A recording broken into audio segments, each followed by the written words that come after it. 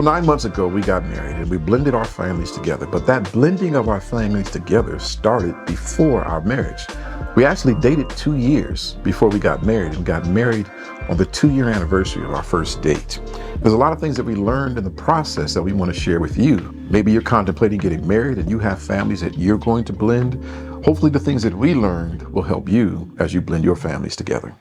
This is Black Love, a talk with Dr. J and Dr. J. God has blessed us with a lot of love, and we'd like to share that love with you.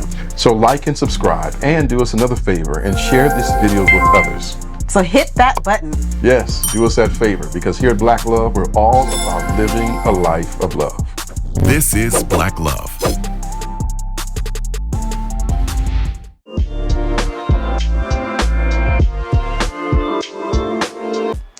One of the first things that I'm going to talk about is spending time together as a family. You can't just spend time together with, the person that you love, the person that you intend to marry. Right. You've got to spend time with the entire family, because, you've heard it said before that when you marry someone, you marry their entire family. Now, I had a teenage son, and Aaron has 2 teenage children that we blended into our household. One of them is away at college, and of course she's home during breaks, and so that's still part of our family life. And we all had to spend time together. And even before our daughter went off to school, she was in her last year of high school, and we had to come together as a family and spend time together with one another. What would you say on that end? I would say that it took some patience on both of our parts. Okay, talk about the patience that it took for you. Well, my kids were raised with me. Mm-hmm. Mikey was raised with you. Yeah. So we both raised them in, different environments with different set of rules, with alternate parents at one time. So it took a little bit of patience trying to get to know and to feel how we were going to maneuver around each other before we even had a chance to live in the same household. Yeah. And I think that our time together, because we did a lot of activities, we took trips, road trips and things like that. And that helped us get to know each other. It wasn't so intentional as, to get to know, how can I say that? When you take a trip, you're going to spend time with the people in a confined space, right? We're in a car, rented a car and drove, like we drove to the Grand Canyon. Mm-hmm. And so that time together really gave us time to see how we function together, how we interact. I don't know about you, but I was even watching how the kids interacted with each other, how they communicated and talked, and if they were going to even be open to each other, which surprisingly they were very open to each other. They got along very well, which we're blessed in that way. Yeah, we were definitely blessed in that way.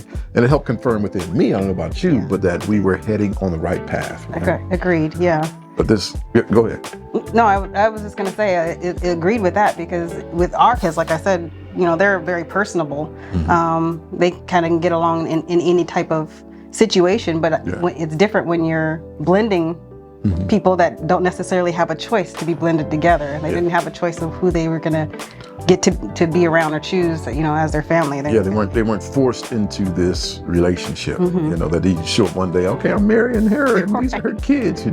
They got to know each other for a couple of years before we said I do. Yeah. So by the time we did, they were very familiar with each other. And Mike was already calling Mace and Brenna his siblings. Siblings and stuff like that. Yeah. And so we were definitely blessed in that regard.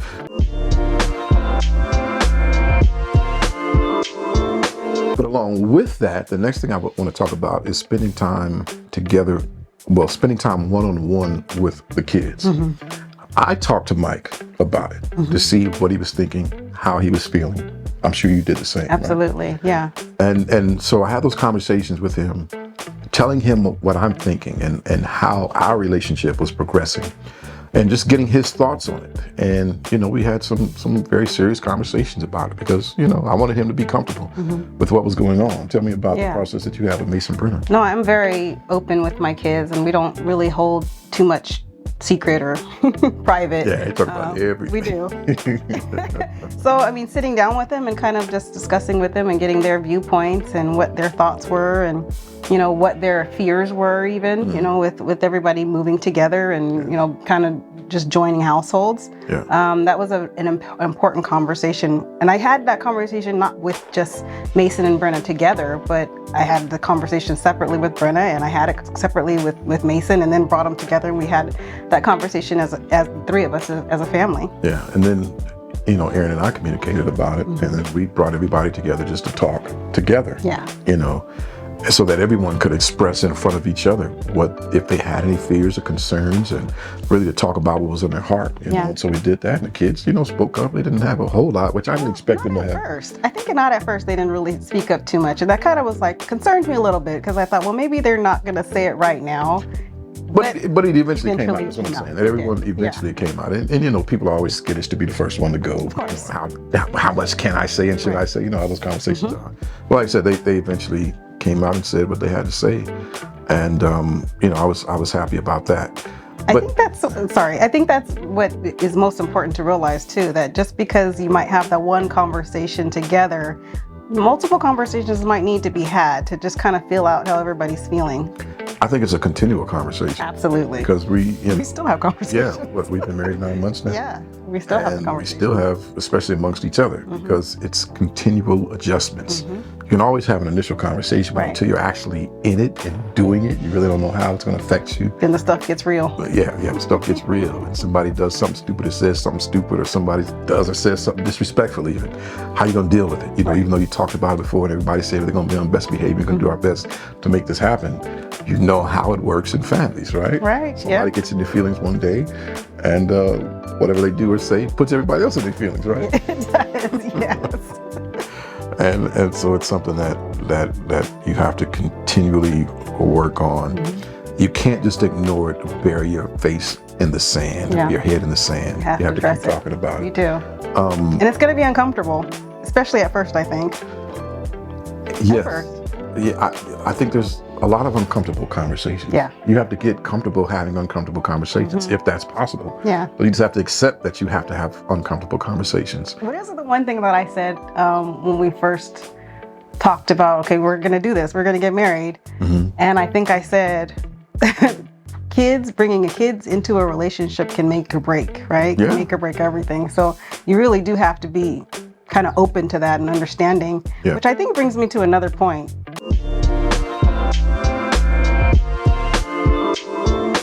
That you have to not be naive, Come on now. Yeah. right? Yeah. Talk to us about that. What do you mean by that? Well, I mean, just what I said, mainly that bringing in people together, Yeah. you're going to have your issues. My family was raised in one household, your family in another household, and knowing that we all have these different personalities, knowing that we're going to say things sometimes that I might hurt your feelings by something I said that, this frustrated me, and vice versa.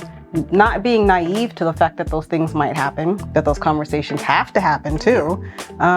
Just understanding that it's part of the growing pains of a blended family. Yeah, it is definitely part of the growing pains. But even in that not being naive, I think it still goes back to communication. Absolutely. You have to be open to talking about it. Yeah. And when you're bothered by something, you have to say it. You have to bring it up. And you can bring it up in a way where, you're not sharp or, you're upsetting people. You have to sometimes take a deep breath, take a Step moment back. to calm down so that you can bring it up so that whatever has bothered you can be talked about. Because I guarantee if you talk about things, you can certainly work through things. So I say that not just here in the household, but I say that, I'm a pastor of a church, and I say that with those that I work with in the church, that, hey, if we talk about things, we can work through anything. Absolutely. And, sometimes you don't want to talk. Am I right? Yes. Sometimes, but Yeah. I'm one of those people that I have And I'm to, not saying you don't want to talk, I'm just saying in general. in general, but even me, I have to step back, like you said, and Yeah. just take a breath and kind of gather what I'm going to say. Don't be so quick to react. And that's one thing we said to each other, right? That Absolutely. even in the moment, what do we say to each other? This is what we say. That's so much you say. But in the moment, you may not have the words to express what you're feeling, right? And so what we've said to each other is that in those moments when I know she's frustrated or she knows I'm frustrated, in that moment to say to each other, I am frustrated. Right. But I don't know how to express it yet. I'm not ready to talk about it. Give me a moment. And if she says that to me, I respect it because I know she's gonna bring it up later. We're gonna I will. talk about it. And I'll do the same thing. I'll bring it up later. Be like, babe. She knows when I say babe. That's the secret word for Babe. Okay, now let's get this out the way and let's talk about it. So, but communicate that you're not ready to communicate. Right. So that people aren't, so frustrated.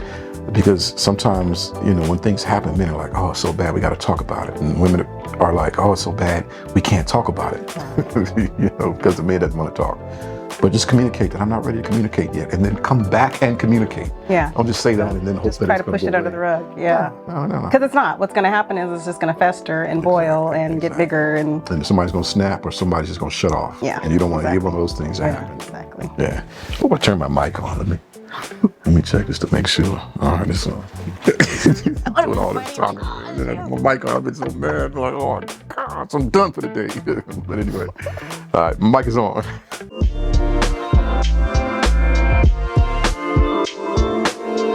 Patience is a virtue. It is. Right? That's the next thing that I think we should talk about, is that it takes patience. They say Rome wasn't built in a day. The perfect home wasn't built in a day either.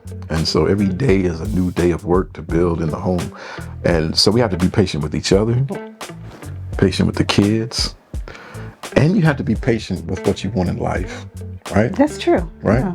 Because last year, we had a lot of hopes, dreams, and goals that were delayed for various reasons outside of our control. And that was so frustrating. Very frustrating, very frustrating. And this year we are still making moves to accomplish those goals, praying about it for God to direct us, of course.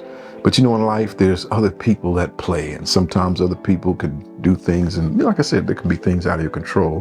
But we're making moves to take more control over ourselves, our future, our lives, and all those things. And so it takes a bit of patience to blend a family, right? Yeah, especially right now, I think, because our kids are at that age where they're going to be out of the house soon. Like you said, we got the one in college, we got 2 boys who are in their senior year of high school. So things are like ever changing for us, it seems like. And so we do have to have a little bit of patience with the growing of that, those growing pains even in that, right? As your kids grow up. I mean, we got together when our kids were high schoolers. I could only imagine how it would have been if, we had got together when they were much kids, younger. Elementary school. And all Yeah, that. the growth and the patience that would have taken. But for sure, patience is a virtue. Definitely a virtue. But one thing about getting married at this age and us being in the same place in life in terms of having kids that are teenagers and in their last year of school and all that is that we are on the same plane, the same page of life. Yeah. And when these kids are gone, the world is ours, what we've been saying. So we have to have patience with that, because we're like, we want it right now. Go to college, get out of here. So we can go off and do the things that we want to do, because we're very active people and we want to continue to be active. Yeah. We have a lot of plans for activities in the future, but it still takes patience, because while we want to do a lot of things ourselves, we still want to do things as a family, Yes. and give the kids experiences and, things like that. And so it still takes patience. Kids aren't holding us back. No. At all. We don't feel that, even though there's a lot of things that we want to do ourselves, but we have to have patience with some of our desires so that we can meet other desires and take care of the kids that are still in the household. Right.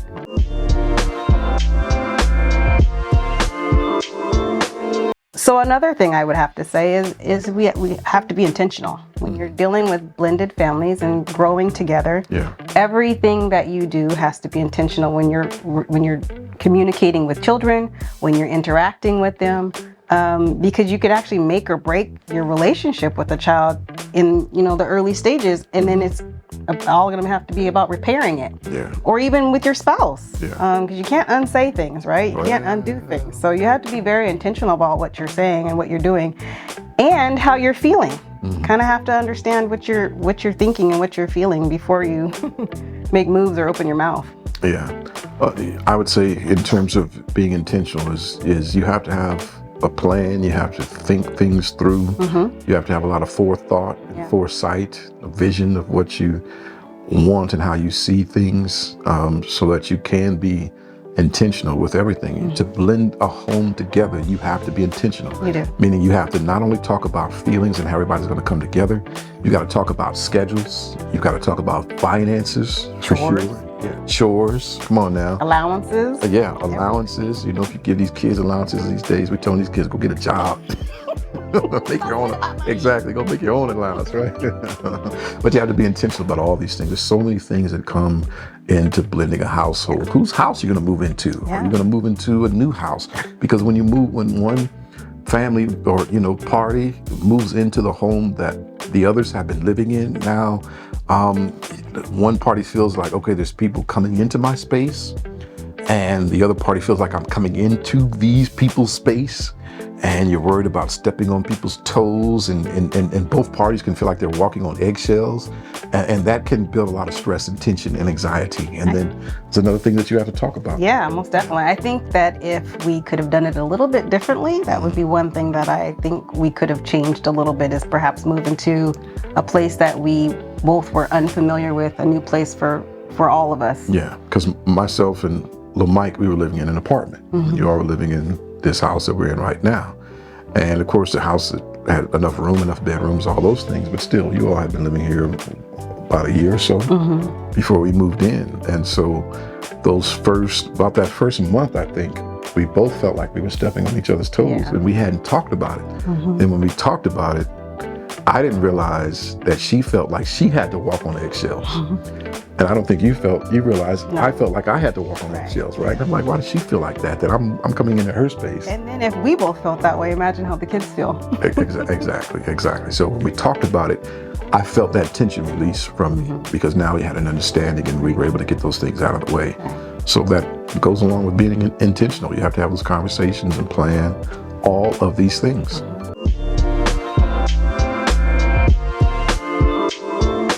And another thing is, don't rush. Yeah. Right? Yeah. Talk to me about that, babe. Well, I mean, like you said, we dated for 2 years before we actually got married. So Yeah. the kids had an opportunity to grow with us, to learn each other, to learn us as parents. Yes. Because my kids had to learn Mike as a dad, and Mikey had to I'm a learn beam. me. I'm a hard guy. I'm what is it? No, I'm you're not. a hard taskmaster. I crack a mean whip around. You're a big softy. Come on now. Sorry, babe. I do have a soft heart. I do. I'm always trying to make a way for everybody to get along. That's just me and my nature. This one over here, though, I'm the chop off his taskmaster. head, boy. I'll be like, babe, calm down. Back to work. Go kick him out. No, like, calm down, babe. Calm down. But you got to know who you are as well, and know who the other one is. But like she said, don't rush. It is true, as adults, when you have had experiences, especially if you've been married before, it doesn't take you as long to know what qualities you want in a person, to know if you can get along with a person. It is true. I've experienced that. You've experienced that, right? When we first met, there was a lot of energy in the space, even though I ran from you for several months because I didn't want nothing to do with any of this, especially it felt like a hookup, but that's a whole nother story for another day. But anyway. To be continued. Yeah, to be continued. But it doesn't take long. That's why you see a lot of people who are older. You might meet a person 3 months later, 6 months later, they're getting married. For us, we took 2 years. There is no rush. Now, I'm not hating on people that have gotten married after 3 months or 6 months. You know who you are. You know what you'll accept. But we intentionally took a while to make sure that what we thought we had is truly what we had in each other, right? Because I was constantly looking, I'm like, one of these days a red flag is going to appear. Any day now. Did you think the same way? I did. And the longer we went on and these red flags were appearing, the more comfortable I felt. And in terms of not rushing, gave me opportunity to introduce you to family Yeah. and to friends, because that's always important to get their perspective, right? Because they're on the You outside might see looking in. something right. Yeah. You might see something that you didn't see. Exactly, saying that one ain't no good. And you could be walking around looking through rose-colored glasses, and you need other people that you trust to give their honest opinion. That's true. Yeah. And there's always haters out there that just hate for no reason. We've run into plenty of them. But still, take your time. introduce each other to each other's friends, each other's family, get their perspective on it. And, you know, there is no rush. You don't have to do it after 3 months just because you feel comfortable. I would say keep on waiting. What's the rush? There isn't one. There isn't one, right? And it gives you opportunity to grow and to get to know that person more and more. And the last thing I'll say on that, my grandmother would always say to me, this is when I was way younger, that if you're contemplating getting married, you need to see that person in all 4 seasons, And, you know, that could be some old wives' tale stuff, some old grandparent stuff, but I found wisdom in it. And I knew for me that, you know, after I was divorced, and I didn't expect any of this to happen as soon as it did, but I knew that if I was contemplating marrying someone, I was going to take at least a year to get to know them and to see them in all situations. And I told her that, and you accepted that. I agreed, definitely. Yeah, and so I got to see her in 2 seasons, 2 full, you know, rounds of seasons before we got married. And so I was totally fine and totally sure that this was the way to go. And I think that in terms of blending our households together, I think that we've done a pretty decent job. I think so. I'd like to pat myself on the back at least. Let me pat you on the back, baby. You did a good job. But we do hope that these tips or this conversation helps you.